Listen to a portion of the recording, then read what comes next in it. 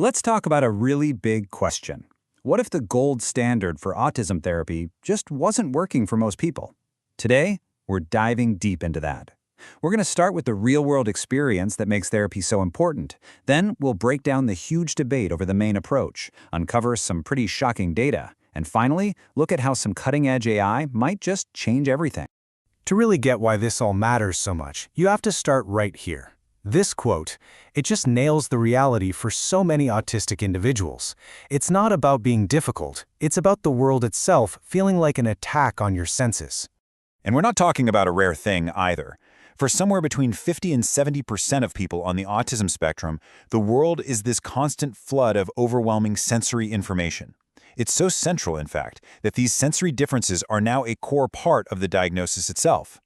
So what exactly is sensory overload? Well, think of it like a neurological traffic jam. The brain is getting way more input, sounds, lights, feelings than it can possibly process. And this isn't just a feeling of being uncomfortable, it's a full-on physiological event that can cause everything from crippling anxiety to a total shutdown. So the biggest challenge for any therapy is, how do you help someone navigate a world that's constantly threatening to just break the system? And that leads us to the therapies designed to help. For decades, one approach has totally dominated the field: applied behavior analysis, or ABA. You'll hear it called the gold standard all the time. But here's the thing. Inside the ABA community itself, there is a huge, sometimes pretty heated, debate raging about what it should even be. To get the debate, you got to know the history. ABA came out of behaviorism in the early 20th century, which was all about studying stuff you can see and measure. Then, in the 60s, Dr. Ivor Lovaas started using these ideas to teach skills to autistic kids. Fast forward to 1998, they create a certification board, and boom, ABA becomes this huge institution, the main therapy that insurance pays for all across the US. Okay, so that brings us right to the heart of the fight today. It really boils down to two words: compliance versus assent. The old-school view leans heavily on compliance. You teach a kid to follow instructions because, hey, the real world doesn't always ask for your permission. But there's a growing movement that's all about assent, making sure the child is a willing, happy participant. They argue that therapy without consent isn't really therapy at all. And you can see this argument playing out online among therapists themselves. This quote really captures that practical point of view. The idea is, life is full of things you have to do, whether you like it or not. You have to listen to your teacher. You have to follow the rules. So from this perspective, therapy's job is to get you ready for that reality. But the other side comes back just as strong, framing it as a basic ethical issue. I mean, is it ever okay to force treatment on someone? This side says, no way. Real progress, they argue, comes from building a real connection and trust. They believe if you really take the time to know the kid, they'll want to participate. And that's the split, right down the middle of modern ABA. So you've got this intense debate about how to do therapy. But while all that was going on, a massive government organization was quietly gathering data on a different question. Was it even working? And what they found, well, it sent shockwaves through the entire field. What you're looking at is a letter from the U.S. Department of Defense. It's about their insurance program, TRICARE, which provides ABA to thousands of kids in military families. And because they were spending hundreds of millions of dollars, you better believe they were tracking the results. This wasn't some tiny little study. This was a huge, real-world data set. They looked at hundreds of kids who had received a full year of ABA services. And the question was pretty simple. After all that time, all that money, all that effort, were the kids actually getting better? The results were, honestly, they were jaw-dropping. Only 16% of kids showed any real improvement. The huge majority, 76%, saw little to no change at all. And then there's this, which is really tough to see. For 9% of the kids, their symptoms actually got worse. Just let that sink in for a second. When you add it up, you get this number, 85%. After a full year of the so-called gold standard therapy, 85% of these kids either stayed the same or got worse. The implication is just massive. It forces you to ask a really uncomfortable question. Is the dominant model failing the vast majority of people it's supposed to help?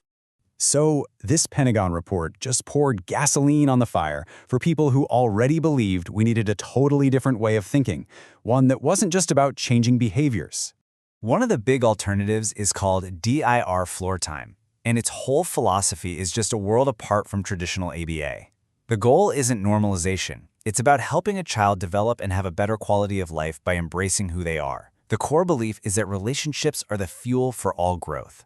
So the therapy is all about coaching parents on how to use fun, playful moments to build essential skills, basically turning that human connection into the therapy itself. So you've got these different philosophies, and this really worrying data. It kind of seems like a one-size-fits-all approach is the one thing we know isn't working. And this is where a third path is starting to open up, one that's driven by technology and data with the ultimate goal of making support truly, truly personal. The key to this new path is a special kind of AI that's almost like a science partner. It starts with the physics and biology we already know about how brains work. Then, it uses machine learning to fill in the blanks, to learn the unique, specific ways that your brain works. So it's the best of both worlds. It combines general science with your personal data. And this picture shows you everything. On the left, that's what real biological data looks like. It's a mess, right? It's noisy. Now, look at the right. You can see how older AI models just get lost in all that noise. Their predictions are all over the map. But the new model, it cuts right through the static. Because it's grounded in actual brain science, it finds the true signal and perfectly tracks what's really going on in the nervous system. And the performance jump is it's incredible. The model is over 90% more accurate and way more efficient. But here's the most important part. It's not a black box. The AI can actually tell us why it's making its predictions, using terms we understand, like how sensitive a person is to sound or how fast their system bounces back from stress. We can finally get a super precise, data-driven picture of how one person's brain is experiencing the world. So the big question is, what can you actually do with that?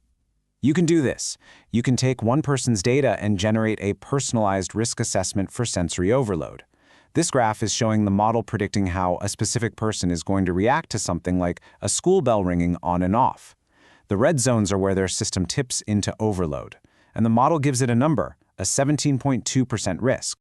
This just changes the whole game. Instead of generic advice, you get this clear, four-step plan for proactive support. You can model a person's unique sensory system, predict how they'll react in a specific classroom, put a number on their risk, and then, and this is the magic, recommend very specific data-backed changes. Like the model might show that for this one student, just increasing the time between school bells from 10 to 15 seconds could cut their risk of overload in half. And that leaves us with this one last huge question. We've gone from a dominant therapy that's fighting with itself to some really tough data that makes you question how well it works, and now to a new technology that promises to understand and support every person as an individual. Is this the future? Are we moving away from these warring camps of therapy and into a new era where everything is tailored to each unique mind?